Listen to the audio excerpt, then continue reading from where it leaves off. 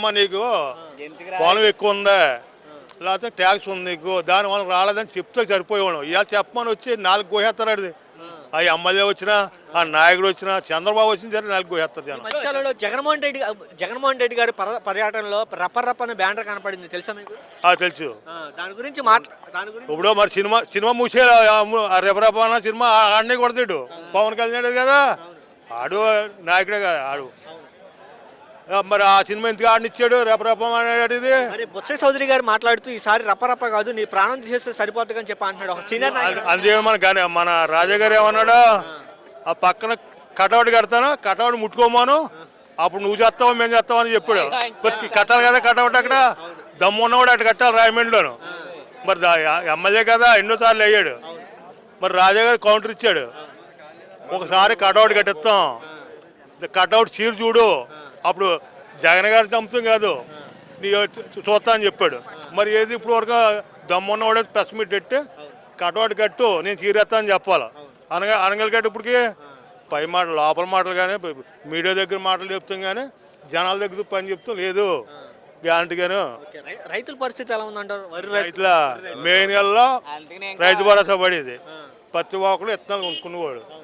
ఇవాళ విత్తనాలు కాదు విత్తనాలు తెచ్చుకునేవారు. ఆ డబ్బులు అడిగితే బ్యాంకులో తీసుకుని మే నెలలో తెచ్చుకునేవారు, జూన్ నెలలో ఆకుమళ్ళు తెచ్చుకునేవారు.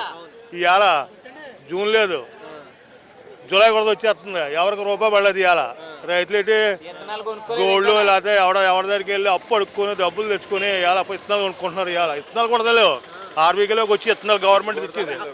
జగన్మోహన్ రెడ్డి టైంలో నష్టపరిహారం కానీ ఈ క్రాప్ కానీ వచ్చే డబ్బులు వచ్చాయి, వచ్చి విత్తనాలు కొడతా ఆర్బీకేలోకి వచ్చి యూరియా పిండి అంతా వచ్చేది. ఇంట్లోంచి అలా తీసుకుని డబ్బు పట్టుకెళ్ళి ఇలా తెచ్చుకునేవాడు. ఇవాళ ఏముంది, పక్క పల్లెటూరుకి వెళ్ళి పక్క ఊరు పోయి తెచ్చుకోవాలి.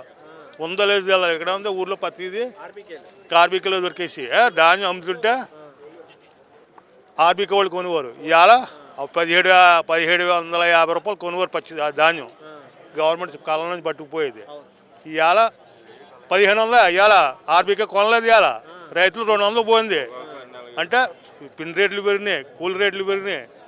ఆ ఇవాళ జగన్ గారి టైంలో 1750 వస్తే ఇవాళ 1500 వచ్చింది. ఎంత లచ్చిపోడు బత్తాకే 40 బత్తాలు పండుతుంది ఎకరం, 10,000 రూపాయలు పోయింది ఎకరానికి రైతుకి. మరి ఏది జగన్ రైతుకి ఏం చేయడం అంటున్నారు రైతు? మరి ఏంటి ఇలా ఎగరేస్తున్నారు అంతే చేతులు, ఏముందా? ఈ మధ్యకాలంలో లోకేష్ గారు కూడా మాట్లాడుతూ జగన్ వైసీపీ నాయకులు కానీ కార్యకర్తలు కానీ రెడ్ బుక్ చూసి భయపడుతున్నారు. రెడ్ బుక్ ఏం చేస్తాడు? రేపు పొద్దున ఆడు భయపడాలి. ఇక్కడ ఆంధ్రలో ఉన్నాడు, ఎక్కడికో పోవాలంతే. అమెరికా పోయి వ్యవసాయం అయిపోయిన మన్నాడు ఆడు ఎక్కడ ఉండవు, వెళ్ళిపోతాడు ఎక్కడికో ఇతర దేశాలు పోయి మళ్ళీ 5 సంవత్సరాలు కూడా ఇతరులు రాడు. ఆ భయం వాడికి ఉందా?